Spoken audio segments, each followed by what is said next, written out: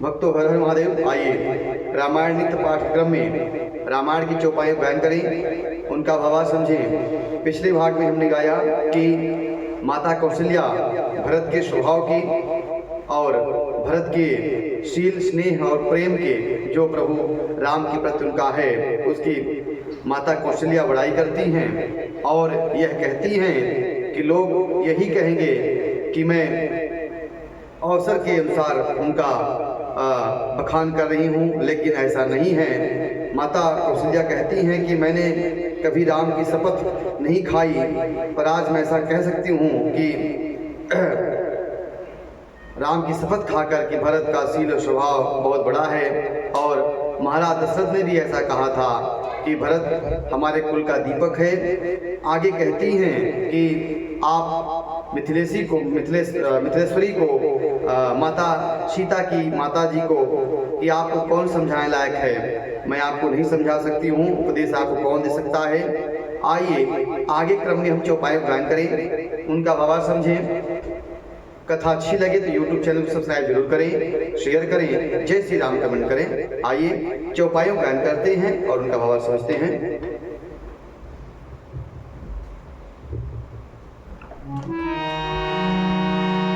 रानी रायसन अवसर पाई, अपनी भांति कहब समझाई। रखी हैं लखनऊ भरत गवनहि, बन जो यह मत माने महीप मन, जो यह मत माने महीप मन। आगे कहती हैं, हे रानी, मौका पाकर आप राजा को अपनी ओर से जहाँ तक हो सके समझाकर कहिएगा कि लक्ष्मण को घर रख लिया जाए और भरत को वन जाने दिया जाए। यदि यह राय राजा के मन में ठीक लगे, जच जाए, तो ऐसा प्रभु श्री राम को उपदेश करने के लिए, कहने के लिए माता कौशल्या सीता माता की माता से कहती हैं, तो भले जतनु करब सुविचारी, मोरे सोचु भरत कर भारी। गूढ़ स्नेह भरत मन माही, रहे नीक मोहि लागत नाही, रहे नीक मोहि लागत नाही। तो भली भांति खूब विचार कर ऐसा यत्न करें। मुझे भरत का अत्यधिक सोच है, भरत के मन में गूढ़ प्रेम है राम के प्रति। उनके घर रहने में मुझे भलाई नहीं जान पड़ती है, यह डर लगता है कि उनके प्राणों को कोई भय न हो जाए। लख सुभाव सुनी सरल सुबानी, सब भई मगन करुण रस सानी।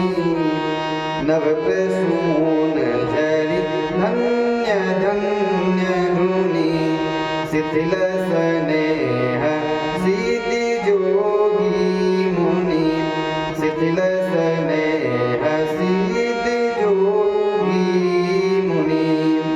कौशल्या जी का स्वभाव देखकर और उनकी सरल और उत्तम वाणी को सुनकर सब रानियां करुणा रस में निमग्न हो गईं और आकाश से पुष्प वर्षा की झड़ी लग गई और धन्य धन की ध्वनि होने लगी। सिद्ध योगी और मुनि के जो शरीर था वह स्नेह से शिथिल हो गए। शबर निवास सुबिथकी लखी रहे, तब धरी धीर सुमिता कहेऊ। देवी दंड जुग जामिनी बीती, राम मातु सुनि उठी सप्रीति, राम मातु सुनि उठी सप्रीति। सारा निवास देखकर थकित रह गया सब स्तब्ध हो गए। तब सुमित्रा जी ने धीरज धरकर कहा कि हे देवी, 2 घड़ी रात बीत गई है। और यह सुनकर सीता जी की माता कौशल्या जी, यह सुनकर श्री राम जी की माता कौशल्या जी प्रेम पूर्वक उठी। बेगी पाऊ धारी थलही, कह सनेह सती भाऊ राम, हमरे तो अब ईस गति, कै मिथिलेश सहाय राम। और प्रेम सहित श्रद्धाओं से बोली, अब शीघ्र डेरे को पधारिए, अब तो ईश्वर की गति है अथवा मिथिलेश्वर जनक जी ही हम लोगों की कुछ सहायता कर सकते हैं। ऐसा सुमित्रा जी ने कहा।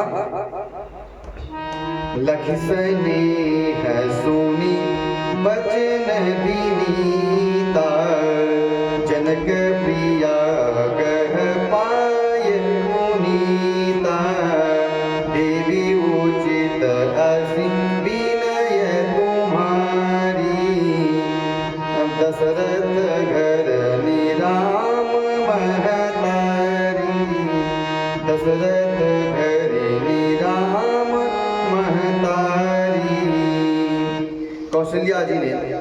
कौशल्या जी को प्रेम को देखकर और उनके विनम्र वचनों को सुनकर जनक जी की प्रिय पत्नी और उनके पवित्र चरण पकड़ लिए और कहा, हे देवी, आप राजा दशरथ की रानी और श्री राम जी की माता हैं, आपकी ऐसी नम्रता उचित है। प्रभु अपने नीचहु आदरहि, अग्नि धूम गिरि शिर तनु धरहि, सेवक राउ करम मम वाणी, सदा सहायो महेश भवानी। प्रभु अपने नीच जनों का भी आदर करते हैं। अग्नि धुएं को और पवित्र तृण को अपने सिर पर धारण करते हैं। हमारे राजा तो कर्म, मन और वाणी से आपके सेवक हैं और सदा सहायक हैं। तो सदा सहायक तो श्री महादेव और पार्वती जी हैं। ऐसा सुनैना जी कहती हैं।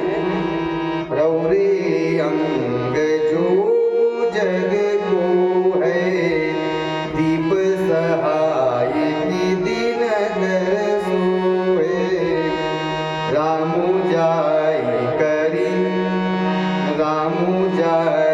बनु करी सुर काजू, अचल अवधपुर करी हरि राजू, अचल अवधपुर करी हरि राजू। आपका सहायक होने योग्य जगत में कौन है? दीपक सूर्य की सहायता करने जाकर कहाँ शोभा पा सकता है? हंसी का पात्र होगा। श्री रामचंद्र जी वन में जाकर देवताओं के कार्य करके अवधपुरी में अचल राज्य करेंगे। अमरे नाग नर राम बाहुबल, सुख बसी हैं अपने अपने फल, यह सब जाग बलिक कही राखा, देवी न होई मुधा मुनि भाखा, देवी न होई मुधा मुनि भाखा। आगे कहती हैं, देवता, नाग, मनुष्य और सब श्री रामचंद्र जी भुजाओं के बल पर अपने अपने स्थानों में अपने अपने लोकों पर सुखपूर्वक बसेंगे। यह सब याज्ञवल्क्य मुनि ने पहले ही कह रखा है। हे देवी, मुनि का कथन कभी व्यर्थ झूठा नहीं हो सकता है, क्योंकि मुनियों की बात कभी झूठी नहीं होती है।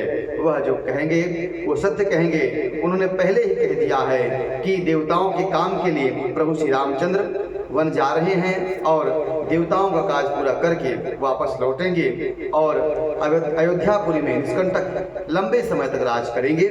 ऐसा याज्ञवल्क्य मुनि ने कहा है। अस कही पग परी प्रेमयति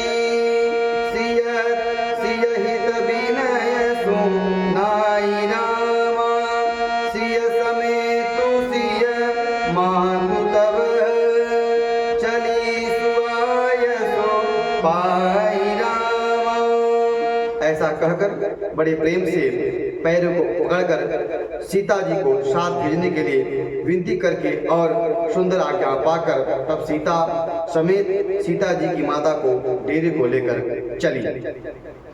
आज की कथा यहीं तक। अगले भाग में हम आगे की चौपाइयों का गायन करेंगे, उनका भाव समझेंगे। कथा अच्छी लगी हो तो YouTube चैनल सब्सक्राइब करें, शेयर करें। जय श्री राम कमेंट करें। हर हर महादेव।